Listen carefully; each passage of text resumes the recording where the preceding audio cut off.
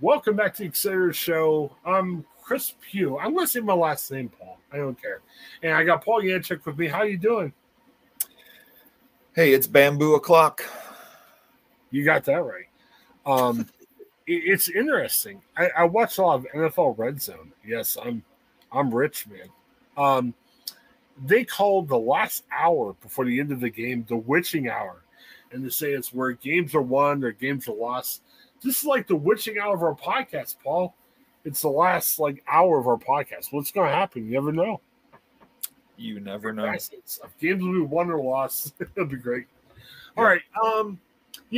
Our buddy Joe Frost, he's in Chicago hanging out with family, so hopefully Joe has a fun, safe time out there.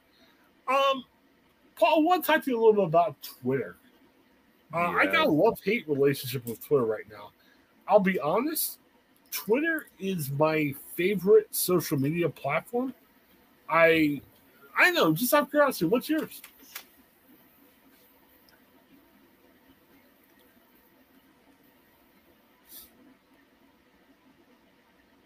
You just glitched on me for like 8 seconds. I don't know what you just said. Okay, what's your favorite social media network?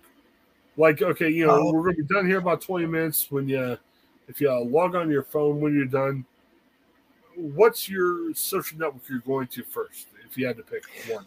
I'd probably spend more time on Instagram, but I think you don't quite get the connections that you do on Twitter.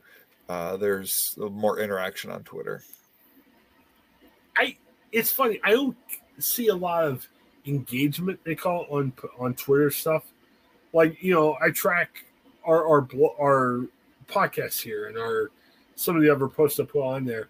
I get a lot more engagement from Facebook than Twitter, but I like going to Twitter because I make lists, so I can look at my Steelers list and say, oh, this is going on in Steelers Nation, or I have a list of religion people I follow. And I say, oh, here's some trends in religion, or whatever. I like it for that, but there's some weird things about Twitter. Now, I looked at Paul's likes, and I looked at my own likes. We don't do what Samuel Jackson does, so don't look at it as bad. But Samuel Jackson apparently liked a hardcore porn video, allegedly, according to the story. We'll put the link on there. So his fans saw it and said, hey, Samuel, look out, because on the feed for Twitter, if you like something, it'll show up to the people that follow you. So, it's one thing to post a link to a story and say, hey, check out our podcast we did last night or whatever. It's another thing if you like something weird, like a hardcore porn video. And if I can speak to Samuel Jackson, don't like hardcore porn videos. Don't watch hardcore porn. It will get you in trouble. Just don't do it. But if you like something, you can get in trouble. I'll give you a practical example, Paul. I don't like hardcore porn videos, but I like the Browns stories sometimes. Sometimes I have to keep track of them for work. So I use my like button as kind of like a bookmarking tool.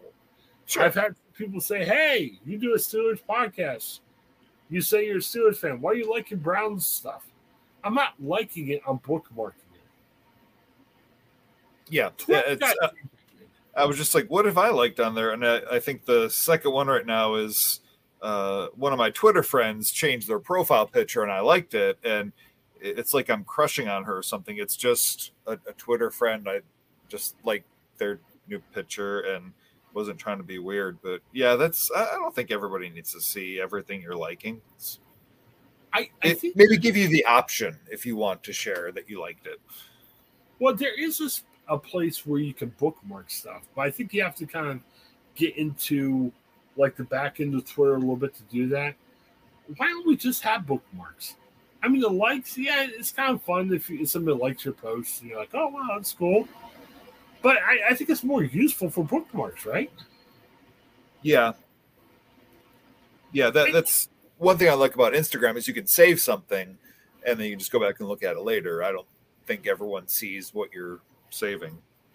Well, and don't be offended when I say this, Paul, because I like you. We have a lot of things in common. But I'm sorry, Paul. I don't want to see what you like. I mean, now I could go to your profile and look at your likes if you have them open. But on my feed, now if you post something, great. But if you like something, what's the interest in putting that on the feed? I mean, it's not your fault. You're not doing it. But what I'm saying is, why does Twitter do that when they say, hey, Paul Yanchek likes this or something? I mean, I don't get it. Yeah, I mean, it's like it's discouraging you from liking people's tweets because you don't want to have to then declare to everyone, I like this. Well, and here's another thing, too. And I know you want to, Paul. I don't think you're crushing on the girls. But could you imagine if that like popped up and it was like a girl and I'm like, Paul likes us. What's going on? You know, like, do we call Paul for the intervention? Like, come on, Paul. You know, you love your wife. You know, save your wife. You know, that's good. Yeah, I just, it's so. But here's a guy on Twitter who I'm friends with, and I liked his new profile picture. So it's not just it's. Well, you never know. It's supportive of somebody just changing their profile picture. It's different. It's 2022. You never know, Paul. I don't know. But yeah, it's just so strange, and I don't like this on Twitter either. Where, okay, if you start tweeting about something, like, and again, our podcast, we talk about a bunch of different stuff here. Do you ever notice the topics? They'll be like, well, hey, we noticed that you tweeted about LeBron James. So here's a topic, LeBron James.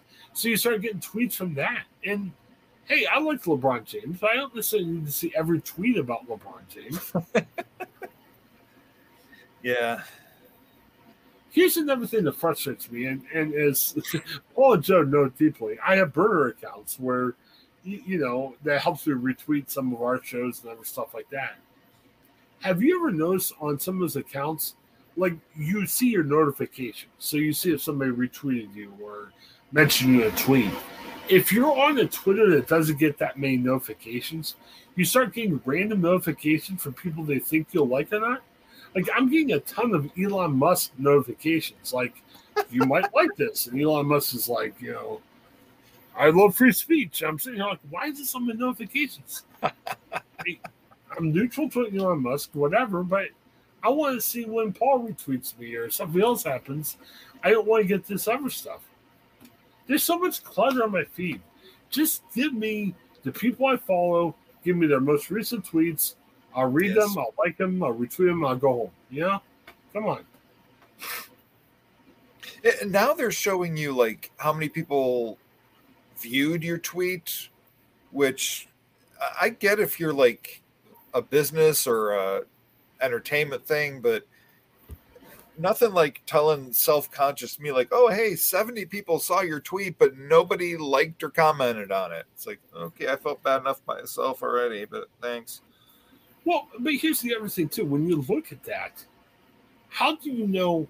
Well, like, I've heard some criticism of that, saying, okay, if you're looking at Twitter and you're scrolling through it, if you scroll past the tweet that I had, even if you don't see it, does that count as a view? I don't know. Because I don't think they're counting as a view if you click on that tweet itself and say, man, look at that tweet from Chris Pugh. Look at it all its glory. I think they're counting it if you scroll past it. Wow. Which is tough. And here's the other thing with Twitter. You know, Elon Musk is doing his $8 a month verification badge or whatever.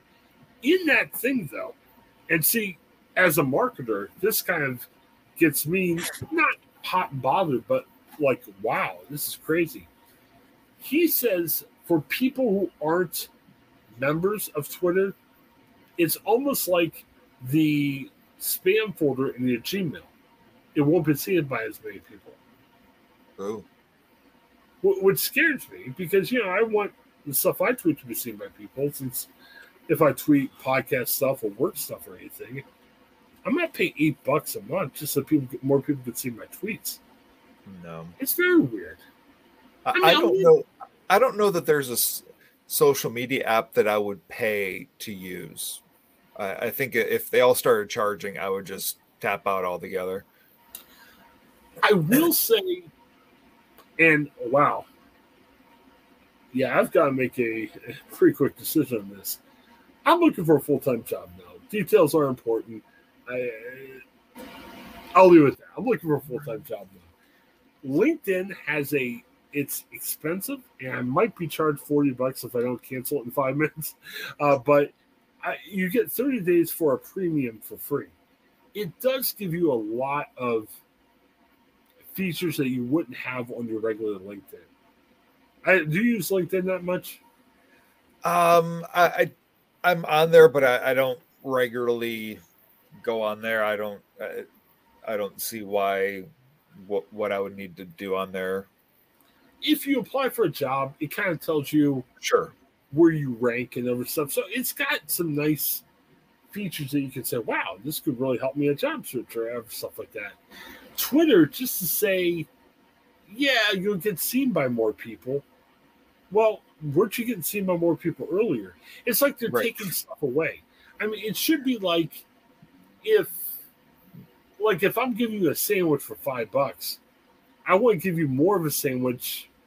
Like if I charge you $10 for that same sandwich, that's not helping you. I'm like, hey, I'm charging more for something I charged you less for in the past. I mean, sometimes you have to do it to make money. I get that, but it's really not super appealing to the customer.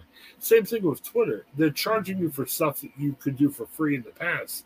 So how does that help you? You might say, well, Twitter needs my money. Here you go. But it's not joy. It's more of obligation or something.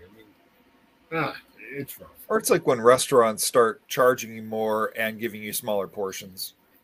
Yeah. Well, and I'll be honest, that's exactly the issue that us guys are in journalism face, because in the past, stories were free online. You post a story online, it's free. But, they're finding in journalism now, how do you make money on that? So now they come back and say, hey, we'll charge you to be on our website, which makes sense. It's the prudent thing to do. That's how papers make their money. But if you've been given something free for so long, why would you pay for it? Yeah. I mean, really, that's the issue of journalism right now that journalists are trying to face. So, I don't know. I mean, I still like Twitter. I'm not going to go away from it. I mean, it's just kind of getting a little frustrating right now, to be honest. Yeah. And some of the issues were before Elon. I might really blame Elon for everything. Right. Yeah. Hopefully it's just kind of like a transition period and things will smooth out, and I don't know. The thing I don't like about Twitter or any of our politics in general, you can't have a political discussion without being super right wing or super left wing. And it's funny. And I guess I'll give credit to some people who think that, big tech could be a little bit more one way than the other. But oh well, we're human beings. We like the Steelers, other people like the Browns. People have preferences. Sorry, you're not going to change that. But the thing I don't like about it is it's like, all right, so people were mad at Twitter for knocking Donald Trump off or whatever they're mad about. So, okay, you get somebody who's very conservative who buys it, and everyone's like, oh, everything's fine. Yeah. I don't want to out him, but I have a family member I was talking to the other day, and he's like, yeah, I really like the Twitter files. Have you seen this? This is like some journalist is writing stories on Twitter about how Twitter was abusive to the Republican Party in the past and everything, and how Twitter damaged Trump's chances of winning the election or something like that. So the family member said that was like, oh, they're right and the other media's wrong. I'm like, how do you know? You can't just pick based on which political side you like or not. It's just so tough, But I think that it kind of poking into a soapbox issue for me, but this whole free speech thing, that kicking somebody off of a social media platform is not denying their right to free speech.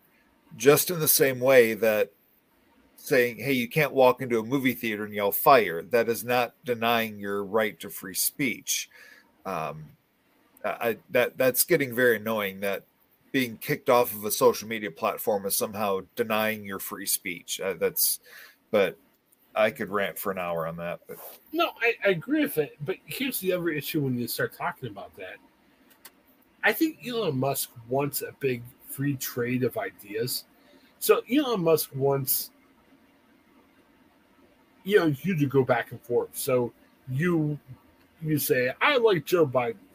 and there's going to be 10 people going, "Oh, I don't like Joe Biden. Here's why," and you're talking back and forth. And man, what a free exchange of ideas! That sounds horrific. I don't want to talk to anybody about stuff. And okay, maybe I'm not good at personal social media because of this, because I know you should respond to everybody and say, well, "That's great" or "That's not." Sorry, man. Most of the time, I'm going on social media and say, "Hey, here's what I did. Look at this podcast that Paul and I did," and everything else like that. I'm not going to sit and comment on 500 other posts. And now, if I see something appropriate, or if I say, "Man, Paul's working on this project," I might put a congrats Paul in, because I know Paul. I know he's worked on something for a long time. I want to encourage him. But I can't do that for everybody to see on Facebook. I'm sorry. I can't like every post. I can't. And I think his idea is great if you're like, hey, let's get 8 people to sit down at Starbucks and just have a common sense heart to heart about some political issues. When you get the impersonal nature of a keyboard, you're not having a civil discourse. It's mayhem. It's Mad Max level stuff. I saw some dope. I don't agree with Andrew Filipponi. He's a Pittsburgh talk show host. He had a tweet and it was the touchdown pass from Pickett to Pickens that won the game. Okay, the Steelers won the game. Everyone got excited. So Filipponi does a tweet with the video saying, "Oh, this is going to change the course of Steelers history and everything."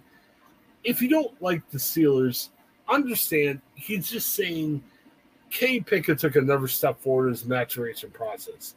So on my Twitter feed for work the other night, I saw this guy go, "Oh, Steelers fans are losers if they think, a win to make them 7-8 is that big of a deal." No, it's not that. It's the fact that this quarterback's developing. Here's his first last-second touchdown pass. Yay. So happy won to flame this guy. But I'm sitting here like, why would I do that? You're not going to change the guy's opinion. And why would I flame some random dude on Twitter for making a weird post about the Steelers? And I would do that for friends. I mean, why are we wasting the time to have free speech where we're just going back and forth on stuff? I'm over that, man. I don't want to do that anymore, You should take a deep dive into the theological side of Twitter, because I think there are people who spend every moment of free time scouring Twitter for somebody to say something that they don't agree with theologically, and then it's bloodshed. Now, we do that to a certain point because we do a podcast where we're all giving our opinion. So, in essence, each of our comments could be a tweet. But understand, not everything we say, this isn't our factual of our life. Sometimes we just say stuff to be goofy and everything. But still, I mean, that's why our goal is to entertain, not to just deliberately seek out and just whip somebody. And that's why, I mean, sometimes it'd be fun to have callers, but I don't necessarily want to have callers calling and go, "I can't believe you said that about that." No, we said it. Hopefully it entertains you. If it doesn't, still listen anyway. I need the downloads, but who cares? You know what I mean? Like, I'm not going to be worried if some random person out there doesn't like what I say. I don't know. Very tough. So I like social media. I'm not going to drop social media because I want to put my stuff out to more people. So if you follow me on social media, I'll do that. But don't expect me to get in big, prolonged discussions with people on social media about Twitter or the Steelers or whatever it is. Even about faith. Who's the dope on Fox? Jason Whitlock. I guess he used to be more of a sports commentator. Have you heard Jason Whitlock? Nope. Sports guy? Used to talk a lot of sports. Now he's talking a lot of woke issues. They're being woke and everything. So he had this tweet out there going, "Mainstream media all hates Jesus and everything." And I made the mistake of commenting going, "Hey, I work for USA Today and I love Jesus." So he starts going back at me going, "Do you really?" and everything. And it was, he had his agenda. He had his people. Instead of just saying, "Man, maybe I shouldn't have said all mainstream media hates Jesus. I'm sure there's Christians in the media." Instead, he was like, "Oh, I'm right and I'm wrong." So I went back and forth with him for like 3 times. And after that, I'm like, what am I doing? It's just so dumb. You know what I mean? Yeah, I've had to go back and kind of repent and then just delete my comments. All that. There's a guy named Nick Adams that there's times where he'll pop up and I'm like, you literally can't be serious. And I just have to like, no, I can't get sucked into that. Just yeah, I mean, I think part of the issue is it, and believe me, and we've said this here, and I think Paul, you're smart enough to know this as well. When you hear somebody online or on TV, and they're like, "Yay Trump" or "Yay Biden" or whatever the case may be, sometimes now, granted, we don't mean everything we say. We try to entertain, but so we try to be goofy for downloads. I mean, that's pretty much this podcast as a whole. But there are people out there that will be right wing for downloads, or there'll be people who will be super liberal for downloads. There was a radio talk show host I liked over the years. It wasn't Rush Limbaugh. I know people are going to think that. That was very conservative, but he was really funny about it. He was trying to be joking. Sadly, he died a couple months ago from liver cancer. And I'm not going to say the guy's name. But, I heard some tributes for him, and I was listening to an interview with his family, and his family pretty much said, look, he didn't talk about right-wing stuff when he got home. Like, if you listen to his podcast, you're like, oh, my gosh, this guy's talking right-wing the whole time. The family almost seemed like, I don't even know if he believed that stuff anyway. So there's a lot of people out there that will just go off about stuff just for clicks or downloads. And it's just, and they have that same persona online. Jason Whitlock, the guy I sparred with a little on Twitter, was yelling about stuff. Does he really believe it? Or is he just saying, look, they're paying me good money to say this crap, and if I mean it or not, Wow. I mean, how much is your soul worth? I mean, I guess if someone's willing to give you $200,000 a year, are you just going to be your whole persona if you be on a podcast or online, come with this crazy right-wing stuff? I mean, thankfully you and I don't do that, but who knows, Yeah, I think, like, I'm thinking of some comedians. Like, there's a British comedian who his comedy can be very vulgar, very offensive, but it's his shtick. It's not who he is. Like, when he's not doing comedy, he's just this really nice, genuine guy. I could see adapting a caricature for entertainment purposes, but like just for stuff like I'm not going to pretend to be, have political opinions just for money. If I'm going to do it kind of like as a parody, comedy, entertaining, like I don't, yeah, it's for entertainment purposes and comedy, sure, but no, that real life stuff that's a little too much. I'm not sure if I believe this. So I'll say this may be entertaining, but no, this is kind of a serious thought. I've had issues. Like I'm the biggest contemporary Christian music guy. I've went to concerts and spent my money, whatever. I'm almost getting to the point, Paul. John Crist. I don't know if you ever heard of this guy. Yes. So Christian comedian. He starts. How do we say it? I guess I don't know the entire story. He's very flirtatious with women. And what's the best way of saying it? He's a bit of a womanizer. Right. Okay. Here's the issue. And I literally got yelled at by a friend about this. So he gets himself in trouble. We're in cancel culture. Well, I don't want to say cancel culture. The Me Too movement. That's a better way of saying that. Where he was being inappropriate to women. And, yes, he got in trouble for that. Okay, so he's a Christian comedian. He goes out on the Christian tours, blah, blah, blah, everything else. So he gets found out. He gets taken off the Christian tours. He's back touring now, but it's more of a kind of, hey, he'll have Christian references in the show, but he's not doing church tours anymore. It's just regular tours and everything. So the pastor I'm talking to was like, it broke my heart to see John Crist, he fell short of God, blah, blah, blah, and everything else. And yes, I'm not saying womanizing is cool with God. It's not. But I made a comment, and Paul, maybe I'm a jerk for saying this, but I kind of sat there and said, look, if he's like that, he's probably like that. And probably better for him that he got kicked off. He's like, more of these people just do these tours because it's Christian and their comedy works in Christian groups. I'm doing the quotation marks because of that. Maybe better off. I mean, I get to the point, Paul, where I still am cool with going to Christian concerts, but it's entertainment. You know what I mean?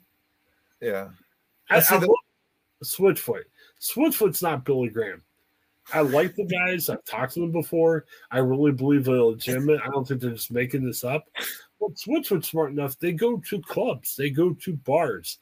Yes, they don't hide their faith, but instead of being like, okay, we're going to do only Baptist churches, they reach the world with good stuff instead of just hiding it. And, you know, they fall short like everyone else does, but they're out in the world doing it. They're not in this sanitized Christian club. And I'm not supportive of John Christ. I think he's kind of a jerk for what he did to women. But John Christ should not be in churches, go out in the clubs. You know what I mean? Yeah. And I will still see floating around newer videos that he's making fun of things that Christians do. And it's like, okay, you know what, too? That was kind of your whole spiel before your scandal.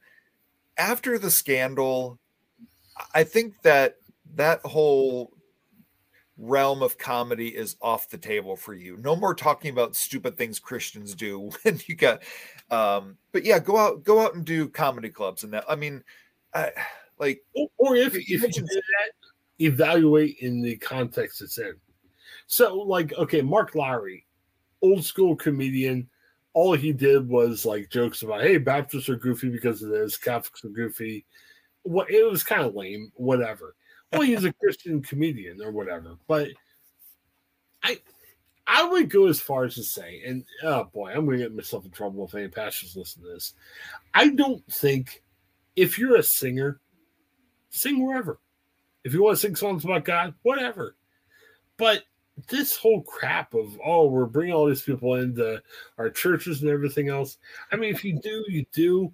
But, you know, these people aren't evangelists. Like Amy Grant tonight, I forgot to tape it. Hopefully it's on YouTube somewhere. She's getting honored tonight with the Kennedy Center honors. Amy Grant's kind of controversial. I mean, unlike, well, there's a lot of pop artists that fell short in the contemporary Christian circle. You know, Amy Grant, there was a, shall we say, affair? I mean, I guess there was an affair. You know, Amy Grant's catching junk for hosting. Moved on awfully quick from her divorce. We'll just say that. And again, I'm not endorsing it. I'm not agreeing with it. But Amy Grant is a very talented singer. I think Amy Grant loves God. I mean, I don't have any reason to say that Amy Grant isn't a Christian. I don't know. I mean, I didn't sit here and say, tell me your Christianity story. But see, Paul, here becomes the issue. And geez, we're getting off the bunny trail that we could be here for all night. So I'll try to wrap this up pretty quick. As a kid, I was like, don't listen to secular music. What is secular music? Okay, maybe songs describing explicit sex acts shouldn't be listened to by Christians. But, you know, Raindrops Keep Falling on My Head, it's not a Christian song. Does that mean I can't listen to that? What is it? So maybe all of music should be music, and you make your choices what to listen to or not based on the content instead of just based on is it Christian or not. The Amy Grant thing, I don't know where Amy Grant's faith is. I don't think her music is bad. I think she was very talented in what she did. But stop evaluating her under this. And I'm not saying she's not Christian, but this only solely Christian perspective. She's a human being like I us. think about Lauren Daigle, who's an incredibly talented recording artist. And she's kind of been thrown under the bus because she said she's okay with same-sex marriage at one point, or something to that effect. And I think one thing that people need to remember is that people like Lauren Daigle are artists. they're not theologians who have exegeted the complexities of the passages, which even with same-sex relationships, there's some nuance to some of the texts. But all of these people, they're artists. They're not theologically trained. They haven't done the exegetical work. They're just artists expressing themselves. I think we need to change the standard of, we want like pristine theology from these artists. Like, they're artists. Just let them do their art and just. Well, in artists, how do I say this without sounding political? Artists in general seem to be more free thinking.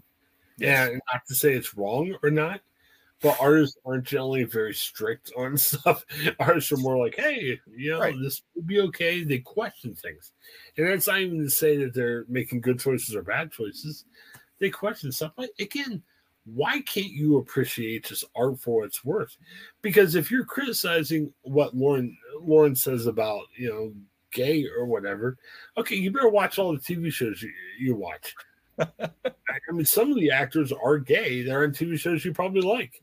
Some of the actors probably like gay rights and everything. And it's like, and that doesn't mean you throw all your convictions to the water, but there's a difference between art and what people believe. It's just very.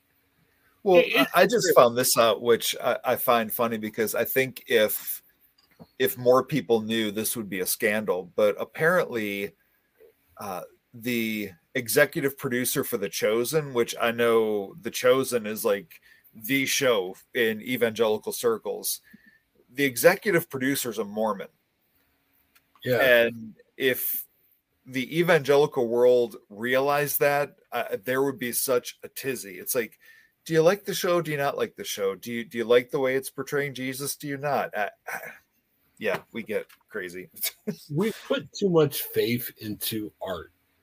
Like, yes. we start going nuts when Kurt Warner has, even in sport, Kurt Warner has a nice story. He wins the Super Bowl, and we're like, oh my gosh, this has got to be the last sign before God returns. That a quarterback really speaks out. The Tim Tebow thing. I mean, when he beat the Steelers, he threw for 316 yards. And like, oh my gosh, this is like God saying John 3:16 because he threw for 316 yards. I have seen so many people still. I mean, people won't let it go. Like, he was chased out of the league because he loved Jesus. It's like, no, he was chased out of the league because he stunk. He had one good game, but he stunk. He was given every chance in the world to stay in the game. Be tight end, be a fullback. Nope. He wanted to be a quarterback, and he stunk at being a quarterback. It had nothing to do with his faith. To go Steelers podcast for a second, it was funny because the Steelers blitzed in that game, and he picked up the blitz. Good for him. I mean, he had a good game. But that's why he threw so well. I mean, he was able to beat the blitz. The Patriots in the next game, if you remember, I remember going, oh, how are they going to defend Tim Tebow? They pretty much play a standard defense. They didn't blitz or anything, and Tim Tebow got like 20 yards the whole game. So really, it wasn't even that Tim Tebow was so great. They adjusted to well, and the Steelers were awful that day. That's another thing. That's for and he also had a pretty good receiver there in Denver too, which helped him out. Yeah, it happens, but like I said, it's not a big faith thing. There was a fun Saturday Night Live where they were poking fun at Tim Tebow. Like, they had one character playing Tim Tebow, and he was like praying and everything, and they had God appear to him. And God's like, "Hey, calm down. I'm not that into this football thing, It was good. I'll have to find the link somehow. Oh, and Kevin Sorbo. Kevin Sorbo is the new evangelical hero. People are like, "Oh, he's such an amazing actor." It's like, no, he's really not. I mean, there's nothing about Kevin Sorbo's acting that's like, wow, that's fantastic. I don't know anything about Kevin Sorbo's faith or like what he really believes. Kevin Sorbo can't. Well, boy, he acts on par with a high schooler. Again, that's. Well, he's not the number one best sought after actor. So where I get upset that people don't understand is there's some people out there that sit there and say, "Man, I've heard of Kevin Sorbo. He was in a show I used to watch. Isn't that great?" Okay, if you can't make in secular films, okay, there's a Christian market. If you've been in a TV show, the Christians will love you and everything. I'm not doubting Kevin Sorbo's faith. He's taking advantage of a very soft market for. But he was going off about this rant that he's been blacklisted from Hollywood because of his faith. It's like, I don't think your faith has anything to do with you not getting gigs, bud. Hercules was your peak, and I hate to say this, and I think you've talked about this too. Kirk Cameron, he had that TV show where they go around, and we weren't sure if that's the exact right way to evangelism. But I used to give Kirk Cameron all the credit in the world. I interviewed him at one Christian music festival I covered when I was in media. Very cool guy. My wife was supposed to come meet him. My wife used to have a thing for him when she was a little kid, and he was on Growing Pains. And I told him that because he was really cool during the interview. And he's like, "Oh, you keep looking back." I'm like, "Yeah, my wife's supposed to come. She's not there yet." And he's like, "Oh, I'm going to speak." Like, he was the main speaker at the music festival at night. He's like, "Come at me after the autographs, and I'll hook your wife up." I'm like, "Oh, what's going on?" I don't collect autographs. So we stay in the autograph line. They don't want him to look up. So he signed these autographs and everything. Yeah. We finally get from him. I got nothing from him to sign. So I just say, "Kurt, dude, it's Chris." He looks up. "Oh, where's Becky, my wife?" "Oh, right here." Shuts the line down for 5 minutes and talks to her. Now, my wife still didn't have a crush on her, but it was cool. I mean, she doesn't get to meet famous people and everything. So it was fun. And I used to think highly of Kirk Cameron before that. Real good guy. Right now, he's into all this political crap and everything. I literally approached him for an interview. I just wanted to promote some appearances, make it one of our home cities that we covered. He turned it down because I was a USA Today reporter. Wow. Oh, I can't do it in mainstream media. All right, you're a Christian. Are you a pundit or are you a Christian? I'm sure if he was here, he'd say, "Hey, I'm a Christian." All right. What about talking to the world? Did Jesus Jesus talked to the Pharisees. Like, it wasn't like Jesus said, "Oh yeah, I'm only talking to disciples. They're my preferred outlet." It's so. But he's another example of, he could be a great guy with a genuine faith, but that doesn't make him a good actor. Kevin Sorbo, I assume he's genuine in his faith and a great guy. Doesn't mean he's a good actor. Tim Tebow, great guy, genuine faith. Doesn't mean he can play quarterback. Kirk Cameron's living off, Growing Pains and everything. Oh yeah. I mean, he's. I don't know. That's the ministry. I think he's still a part of. They used to refer to him as an A-list actor. It's like, even in his prime, he was an A-list actor in the teen market. he was never a genuine A-list actor.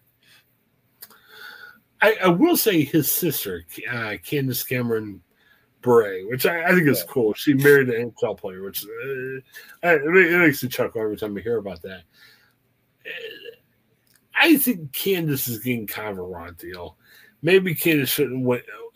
So her story, again, she was on Full House. They brought her back to Fuller House, but she's mostly doing Hallmark movies, which tend to be pretty conservative. Well, there was a debate. Do you have same-sex people in movies or whatever? And she says, "No, I don't want to do that. That's fine." I think she spoke out a little bit more forcefully. They got people a little frustrated. But I don't like with her how they got on her because she's like, "I'm not sure if I want same-sex actors in my movie."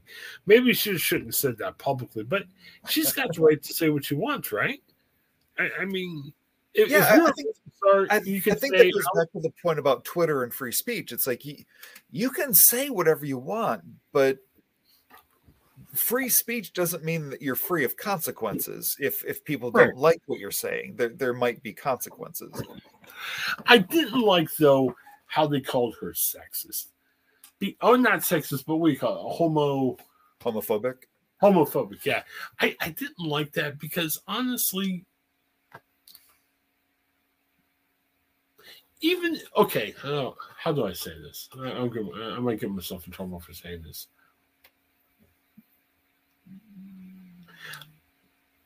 You could feel, people can make choices based on feelings they have without necessarily saying it.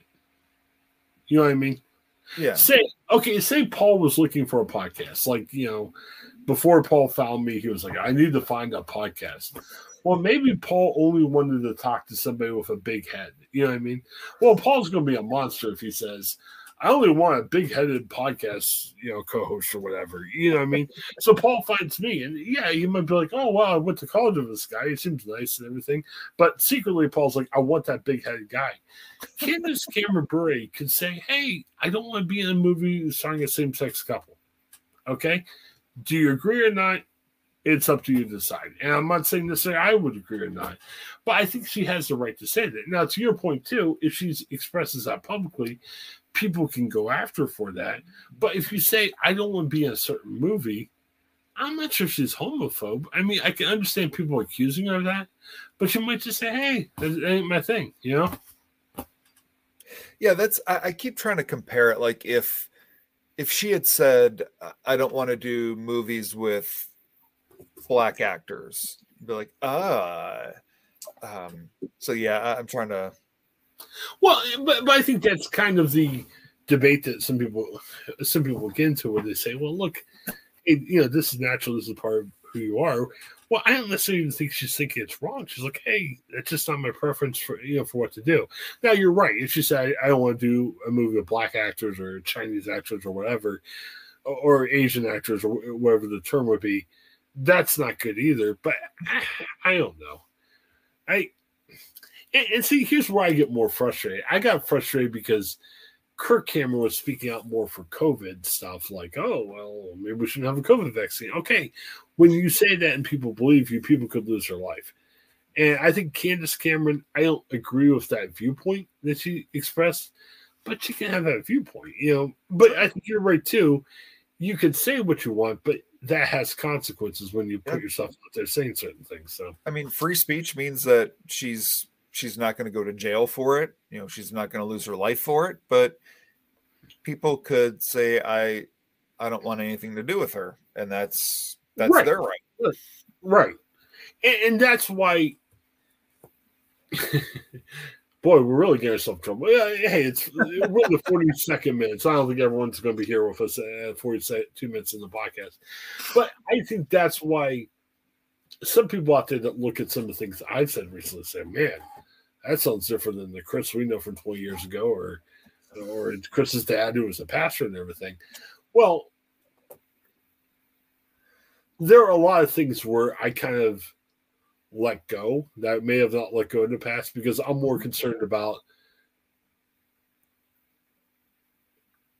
your heart than what you may or may not do. So, when you look at, hey, is a gay actor in a movie or your work or whatever else the case might be, I mean, there are people from my faith and background who would make definite points like, oh, I don't want to be around gambling, or I don't want to be around anybody with a different lifestyle, or whatever else the case might be.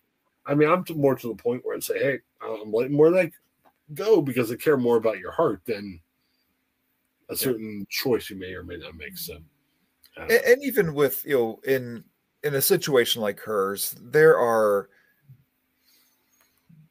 better ways to say things that instead of deliberately knowing that you're going to tick people off. I mean, just be like, I haven't had the opportunity yet. But I also know I don't want to just like do it for the sake of doing it. It's complicated. There's probably more tactful ways to express her thoughts. Well, and it's so weird too, because like for us, if we're talking about who we work with, I mean, that's more real life. You're going to be real with those people and everything else. And that's why I kind of look at it and say, I have no right to say who I do or don't want to work with. They're human beings. You know what I mean? Everyone has value. Everyone could bring things to the table. It may be different for her in a movie because a movie, you're kind of telling a story. It's not like you can't halfway during the movie say, all right, I want to do this differently. I mean, you just tell a story however someone wants to tell a story. I don't know if that would be different. You know what I mean? Yeah. Because I wouldn't have a problem working with any particular people, but you're more kind of drawn into you're kind of circling the box of your movie that says anything in particular. You know what I mean? Like I've worked with people. I work with all types of people, okay? And I think I've learned a lot where I treat people the way I want to be treated. So I treat people the same. And I just love people like Jesus would want me to love people. I think the hard thing about being a movie is you almost have to follow a script. You can't just be yourself and who God wants you to be. You know what I mean? Right. Dumb example, but think of like Schindler's List, like all the people that did awful, inhumane, disgusting things to Jewish people. Well, if you're like a Nazi guard in there, you can't just have an epiphany and say, "Hey, I'm going to treat people the way it should be." I mean, you're showing awful, way of treating other people. And I think if you're in like a movie with, I don't know, that'd be hard. I'm not even sure what I would say about that because you're shown in that vein. You know what I mean? And yeah, I guess Candace Cameron is making the choice saying, I don't want to be in that type of movie at all.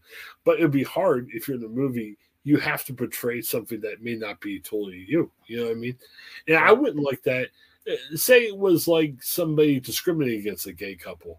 I wouldn't want to be in that movie because I don't want to be the guy that discriminates against somebody, even though it's a movie. You know what I mean? I feel awkward about that because that's not me. I don't want to discriminate against people, you know? Right. So I don't know. No one wants to put us in movies. Why are we even discussing this? I'm not ever going to be in a movie. So, jeez. All right. Well, Paul, this is great, but I'm looking at the time going, holy cow, it's late. So, yep. I don't know. Let me. Oh boy. I probably should promo everything that went on tonight. Earlier tonight, talked to Pierre Holland. We had some discussion about the AFC North in the podcast. We previewed the college football games coming up this weekend, another podcast. We had, what else did we do? We talked about, we talked about a couple recruits from Stark County. One guy is going to be a walk-on at Ohio State. One guy's going to Kent State. Pretty exciting stuff. We also talked about the weather. The poor guy is from Florida. He wanted to go home, but he got stuck in Ohio. So instead of being in Florida, he got stuck in Ohio, which just sounds awful this time of year. And then we also talked about what else? New Year's Eve plans. I told him I'm getting old. I got kids. I'm not going anywhere for New Year's Eve. So, yeah, we talked a lot about that. And Paul and I, my goodness, lots of stuff we talked about. We went over the Steelers. They're now 7-8, which – compared to a couple weeks ago, seem unthinkable. And what else did we talk about tonight, Paul? We talked about the state fish, the non-state fish of Ohio. Yes. And then we also talked about the lady who was in the news because she charged her kids for eating Christmas dinner. And we also found out that she sleeps in her work clothes before she goes to work, which I'm still stunned by some. I don't know. And for the first time in 47 years, Rick Black did not play organ at his church on Christmas Eve. Paul loves Rick Black. We can't get rid of the podcast. We've reached out to him. I know I have. I'm not sure Paul has. Have not heard back. So it's tough. He's a busy man. Well, one other thought on social media. I'm wondering, and I can tell you some things off record about. Do you think people always check their messages? Nope. Yes. I can't say this online. I mean, I'm already getting myself in trouble for saying stuff. There is one person that I direct messaged that I thought would be helpful for my career. Haven't heard back, and you can tell if they've even looked at it. They haven't. And I think it's because they probably aren't looking at the direct messages. So, yep. Very awkward. Read your direct messages. I guess that's my comment from that. All right. Oh, Paul, before we go, anything you got coming up? Any big hot sweaty horns action? Your band? No, it's just that in between holiday vortex where I don't even know my name. I don't know what's going on, what's coming up. Yeah, this was your church Super Bowl. You know what I mean? I mean, Christmas for pastors is like big time, right? It depends. I mean, we're not big enough to have a Super Bowl. I mean, we're like get more people. I mean, maybe it's not millions of no, people. not really. We're not the place people go to on holidays. We're the place people leave from on holidays to go somewhere else. Oh, you mean physical location, not even just a church, yeah. But like where you're at. Yeah. All right. I'm depressed now, Paul. I mean, come on. Like, poor Paul. I'm sad now. I'm going to cry. Our Super Bowl is the potluck. Oh, yeah. Pretty good. So, all right. Yeah. So, but anything coming up or something? I don't know. Any sermons you need to send that we can listen to on our podcast or anything like that? Yeah, I don't know what's coming up. I don't even know what day it is. It's Thursday morning now, and if we keep on going, it'll probably be Friday and Saturday morning before we stop. So we better stop. All right. Well, thanks for checking us out. Like I said, too much content. We got too much. We used to say it's never enough. It's too much. But thanks for checking us out. Joe should be back next week. Man, this is the last podcast we're doing in 2022, which sounds crazy. So thanks for everyone for listening. We've got lots more fun stuff coming up. So for Paul, this is Chris. Have a great night, everybody. Hi, I'm Jennifer Mooney. Welcome to what is our new Hope Interrupted podcast based on the work from our book, Hope Interrupted, that I co-authored with my good friend Byron McCauley. Hey, Jennifer, I'm looking forward to this podcast as much as I was looking forward to writing this book with you. We hope to interview some high-impact folks as well as have a little fun. We're going to cover stories of hope. To learn more about our podcast and our book, please visit www.hopeinterrupted.com.